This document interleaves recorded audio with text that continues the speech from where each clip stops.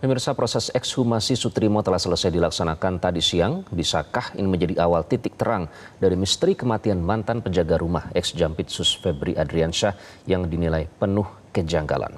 Kita langsung membahasnya bersama Ketua Bidang Humas Perhimpunan Dokter Forensik Mediko Legal Indonesia atau PDFMI, Dr. Nurul Aida Fathia. Dr. Aida, selamat malam.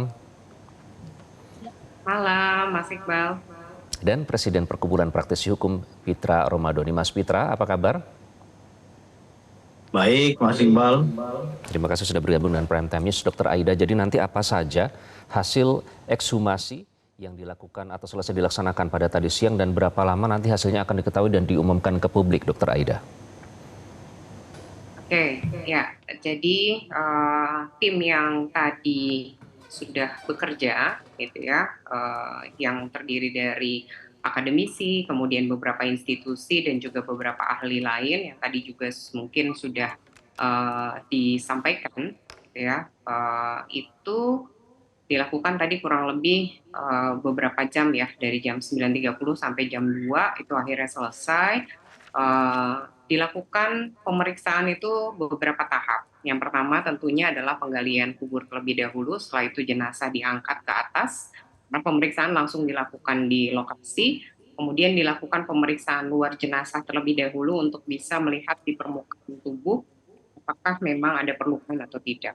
Karena kondisi jenazah yang kita tahu bahwa meninggalnya itu kurang lebih sudah sekitar hampir 20 hari ya, 19 hari.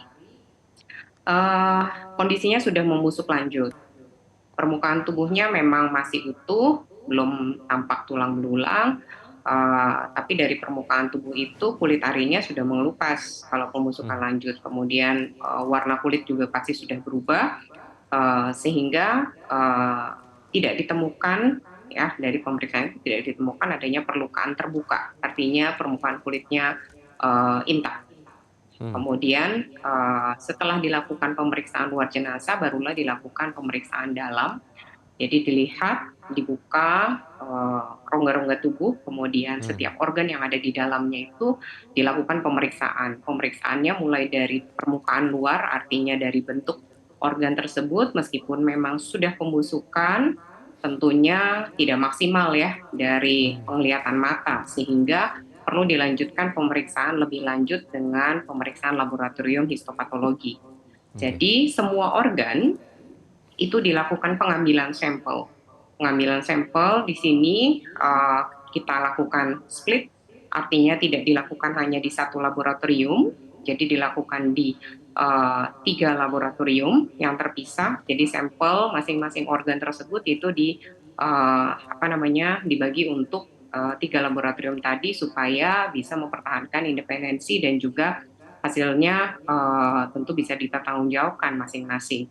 Kemudian setiap organ itu diambil, meskipun sudah terjadi pembusukan, kita berusaha untuk maksimal kita dapatkan hasil berbasis ilmiah, ya.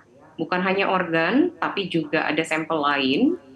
Contohnya untuk pemeriksaan toksikologi, kita juga mengambil sampel tanah dari luar atau dari permukaan, kemudian dari permukaan kuburan, kemudian di dalam kuburan biasanya kita akan ambil di beberapa tempat di dekat wajah, gitu ya, karena lubang-lubang tubuh tentu akan mengeluarkan cairan pada saat pembusukan, sehingga area tersebut tanah yang ada di situ itu juga diambil sampelnya, yang di dekat perut juga sama diambil sampelnya, jadi ada beberapa tempat yang diambil, serta cairan yang memang kita temukan ada di dalam rongga tubuh itu juga kita ambil. Jadi ada sampel untuk kebutuhan histopatologi, artinya untuk melihat secara mikroskopis sel-sel dari masing-masing organ itu ada kelainan atau tidak.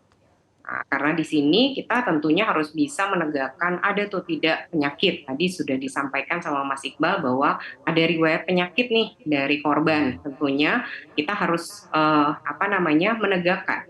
menegakkan sebab mati dengan jelas. Artinya kita menyingkirkan kalau dugaannya adalah mati tidak wajar, berarti yang mati wajarnya ini harus disingkirkan terlebih dahulu sebagai sebab mati. Jadi makanya kenapa semua sampel harus kita ambil. Kemudian sampel-sampel toksikologi itu juga kita ambil, dan yang berikutnya adalah pemeriksaan untuk DNA. Nah, sampel DNA itu kita ambil juga, itu biasanya dari bagian dalam dari pipi, kemudian diambil juga dari tulang.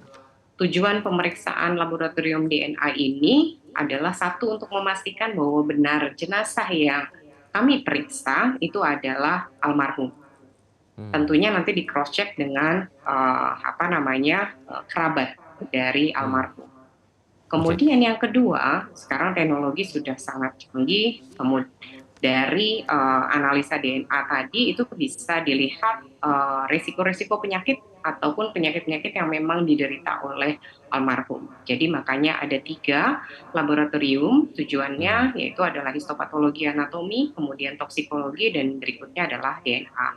Nah, karena sampel yang diambil ini cukup banyak, tentunya butuh waktu. Ya, butuh waktu untuk analisa. Nah, untuk analisa tadi umumnya adalah sekitar 2 minggu minimal. Nah, di sini ada penyulit. Penyulitnya adalah sampelnya itu nggak segar, ya, karena sudah mengalami pembusukan. Tentunya laboratorium itu butuh waktu. Laboratorium itu butuh waktu. Yang pertama, contoh pada laboratorium toksikologi, dari sampel organ artinya yang padat tentu butuh waktu untuk bisa mengekstraksi menjadi sebuah cairan yang bisa nanti masuk ke dalam mesin. Itu artinya ini butuh waktu untuk bisa mengekstraksi dengan baik. Kemudian untuk laboratorium PA tentunya sampel-sampel tadi itu kan diawetkan dengan menggunakan formalin supaya nanti bisa diproses. Karena ini sudah terjadi pembusukan lanjut, tentu butuh waktu untuk mematangkan jaringan itu tersendiri sebelum nantinya diproses histopatologi anatomi. Karena kalau misalnya terburu-buru pada nanti processing bisa jadi jaringannya itu malah hancur. Itu jadi makanya kenapa butuh waktu minimal 2-3 minggu 2 untuk sampai 3 bisa minggu ya. kita mendapatkan hasil tadi. Bu Aida, artinya ekshumasi ini bisa menjadi pintu masuk bagi atau jawaban dari pertanyaan publik yang selama ini muncul ya. Mas Pitra, Anda dan teman-teman kan sudah melaporkan ya sejak tanggal 7 Agustus untuk mendesak ekshumasi. Nah sekarang akhirnya dilakukan nih. Apakah menurut Anda polisi hanya akan mengandalkan hasil otopsi saja nanti atau sebenarnya sudah menemukan bukti atau petunjuk kuat yang mengarah bahwa kematian Soetrimo ini akibat pembunuhan? Ya, saya kira sesuai dengan ketentuan hukum acara pidana, pembuktian itu bukan hanya dari segi otopsi saja. Itu merupakan salah satu alat bukti dengan metode scientific crime investigation. Metode dalam pembuktian dalam perkara pidana tentunya diambil dari keterangan saksi-saksi, ahli, ya, surat, petunjuk, dan tentunya dari keterangan terdakwa sesuai dengan ketentuan hukum acara pidana. Nah, dari segi petunjuk harus didalami lagi terkait dengan CCTV.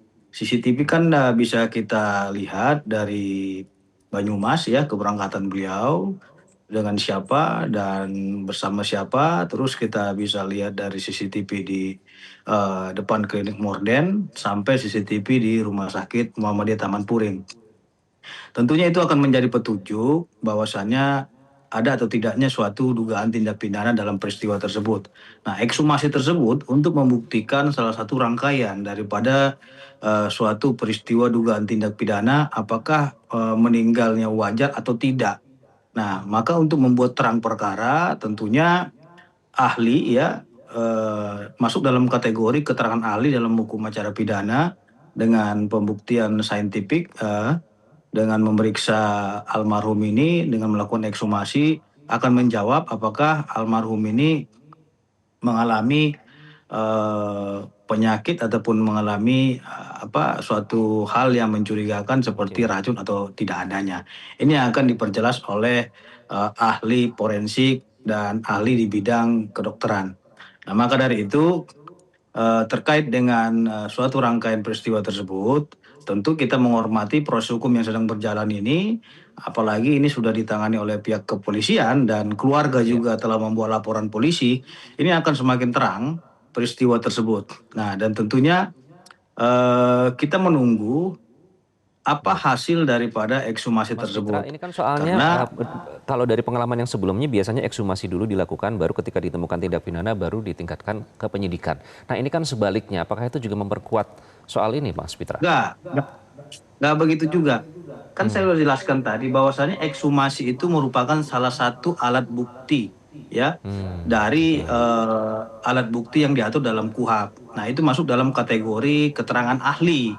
Nah, dari keterangan ahli itu dan yang dilakukan mereka pemeriksaan terhadap mayat itu nanti akan dituangkan dalam surat. Nah, kalau memang berbicara terkait dengan petunjuk seperti CCTV, ya, pendalaman terkait dengan keterangan saksi dan hal lainnya, itu juga merupakan kategori alat bukti. Jadi semakin banyak buktinya, semakin bagus.